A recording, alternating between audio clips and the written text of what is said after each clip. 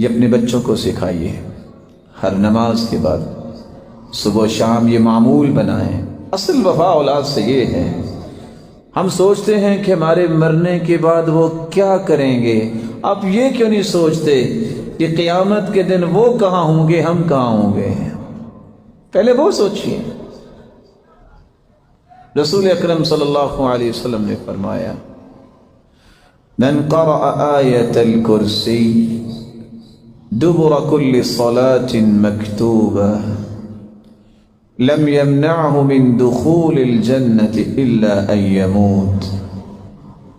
خوش نصیب ہے وہ شخص جو شخص فرض نماز کے بعد آیت الکرسی پڑھ لیتا ہے، اس کے اور جنت کے درمیان صرف موت کا پردہ حائل ہے۔ جس دن آنکھیں بند ہوں گی جہنم سے آزاد اور جنت کا مہمان بن جائے گا،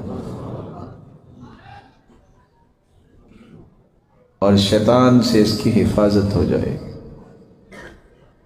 رسول اکرم صلی اللہ علیہ وسلم نے فرمایا تھا، جب وہ سیدنا ابو ہریرہ رضی اللہ تعالی عنہ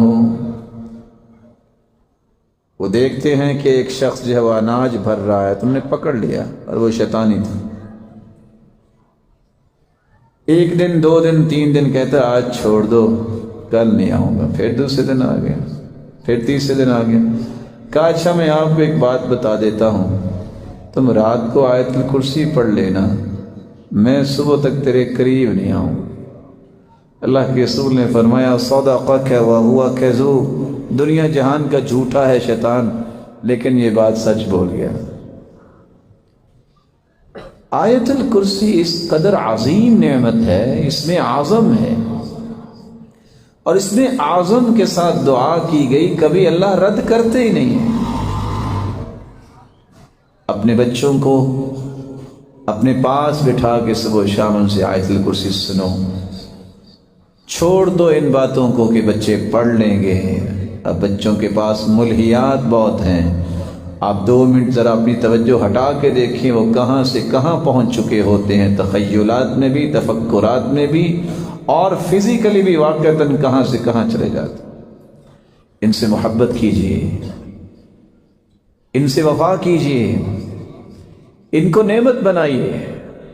یہ کب بنیں گے نعمت؟ جب ان کے بارے میں سوچ بنیں گی کہ اللہ دنیا میں بھی ہمارے کھلونے ہیں تو جنت میں بھی ہمارے ساتھ رکھنا انہیں۔